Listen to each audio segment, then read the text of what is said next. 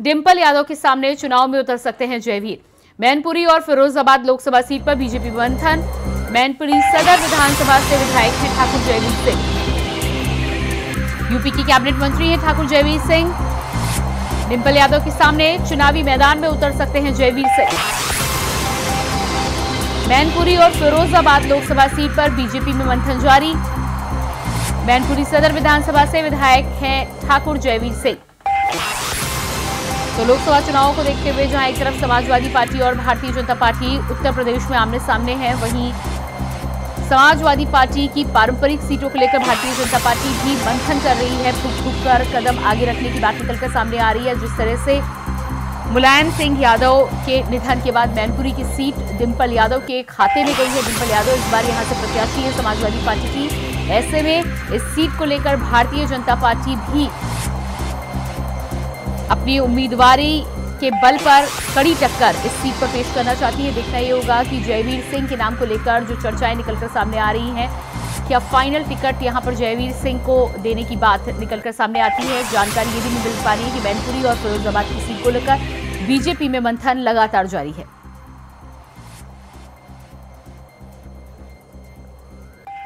तो मैनपुरी से जयवीर सिंह लड़ सकते हैं चुनाव। आगामी चुनाव को लेकर मैनपुरी और फिरोजाबाद सीट पर बीजेपी का मंथन जारी। यूपी के कैबिनेट मंत्री हैं ठाकुर जयवीर सिंह। इसके अलावा मैनपुरी से विधायक हैं ठाकुर जयवीर सिंह। तो अब देखना ये होगा कि जयवीर सिंह के नाम पर फाइनल मोहर बीजेपी के द्वारा लगती है या नहीं लगती है। समाजवादी पार्टी की बात करें तो डिंपल यादव समाजवादी पार्टी के प्रत्याशी हैं और जिस तरह से समाजवादी पार्टी के खाते में मैनपुरी की सीट लंबे समय से आती रही है, समाजवादी पार्टी का गढ़ माना जाता है मैनपुरी। ऐसे में भारतीय जनता पार्टी के लिए सपा को कड़ी टक्कर देना यहां पर एक बड़ी चुनौती बनकर उभरा है। शायद यही वजह है कि मंथन लगातार इस सीट को लेकर किया जा रहा है। कई नामों पर चर्चा की जा रही है और अब जानकारी निकलकर सामने आ रही है कि जयवीर सिंह को प्रत्याशी बनाया जा सकता है।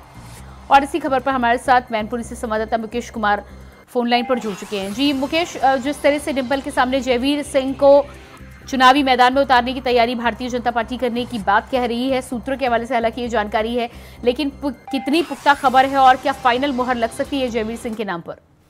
जी, उत्तर प्रदेश की सभी सीटों पर जहां भारतीय जनता पार्टी ने अपने प्रत्याशी घोषित कर दिए हैं, चाहे कन्नौज हो और चाहे अभी आसपास के जो बदायूं है, कई जिलों में जो आसपास के जिले हैं उन पर भारतीय जनता पार्टी अपने प्रत्याशी घोषित कर चुकी है कि जो बिल्कुल सपा के क्षेत्र में गढ़ में जो सीटें आती हैं, जैसे बात की जाए सबसे वीआईपी सीट है उत्तर प्रदेश की तो वो है मैनपुरी।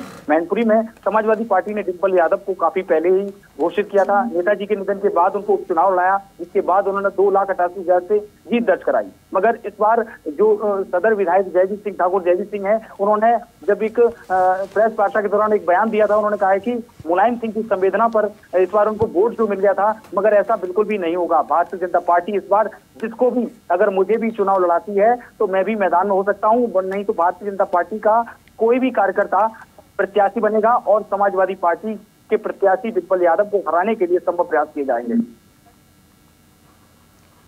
जी बिल्कुल, तो इस पूरे मामले में जिस तरह से कार्यकर्ता की बात निकलकर सामने आ रही थी, लेकिन अभी ठाकुर जयवीर सिंह का नाम निकलकर सामने आ रहा है। अगर भारतीय जनता पार्टी अपना उम्मीदवार जयवीर सिंह को बनाती है तो हालांकि विधायक है वहां से, लेकिन सांसदी के रूप में कितनी बड़ी दावेदारी पेश कर सकते हैं? डिंपल यादव को लेकर क्या स्थिति बनी हुई है मैनपुर में? बिल्कुल, डिंपल यादव का जो समाजवादी गढ़ है उसको बिल्कुल पुख्ता पूरी तरीके से मजबूत है अपने अपने सीटों पर, क्योंकि यहाँ की जो 5 विधानसभा सबसे मजबूत जो विधानसभा है वो जसवंत नगर सीट है। जसवंत नगर से लगभग उनको 50,000 की जो लीड मिलती है, उससे वो अपना ग्राउंड इतना मजबूत है और अभी डोर टू डोर कैंपेनिंग भी लगातार उनके द्वारा शुरू कर दी गई है। मगर भारतीय जनता पार्टी का बात की जाए तो अभी प्रत्याशी नहीं घोषित हुआ है और अगर जयवीर सिंह मैदान में आते हैं तो कांटे की टक्कर देखने को मिलेगी। और इसी खबर पर हमारे साथ लखनऊ से ब्यूरो चीफ प्रियम पाठक भी जुड़ चुके हैं। जी प्रियम, मैनपुरी की सीट को लेकर जिस तरह से डिंपल यादव के सामने जयवीर ठाकुर को सामने लाने की बात भारतीय जनता पार्टी की तरफ से निकलकर सामने आ रही है, क्या लग रहा है आपको कि फाइनल मुहर कब तक लग सकती है और कितनी मजबूत टक्कर देखने को मिलेगी मैनपुरी में?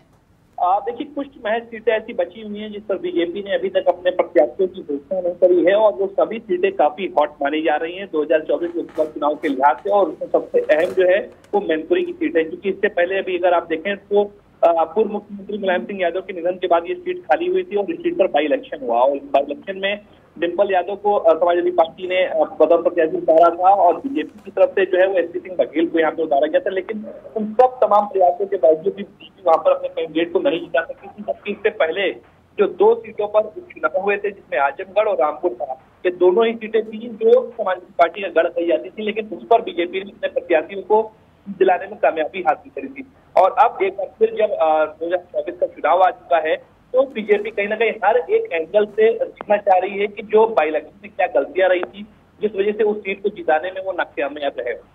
हालांकि समाजवादी पार्टी की ये पारंपरिक सीट कही जाती रही है और एक बड़ा वर्ग जो है वो साफ तौर पर कहीं ना कहीं समाजवादी पार्टी के साथ की सीटें जो मतदाता है वो बोलते हैं।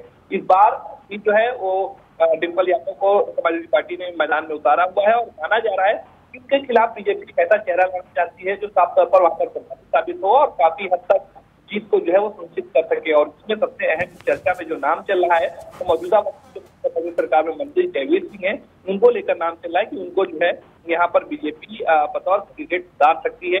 हालांकि इसको लेकर बीजेपी की तरफ से अभी आधिकारिक रूप से पुष्टि नहीं करी गई है और इसलिए इस बात को इस तरीके से कह पाना कि जयवीर सिंह को ही यहाँ पर मैदान में उतारा जाए तो थोड़ा सा भी मुझे लग रहा है जल्दबाजी होगी, क्योंकि बीजेपी हमेशा कई बार देखने को मिलता है कि जिन नामों को लेकर चर्चा चलती है या जो प्रयास लगाए जाते हैं उनके विपरीत ही बीजेपी कुछ और सोच रही होती है।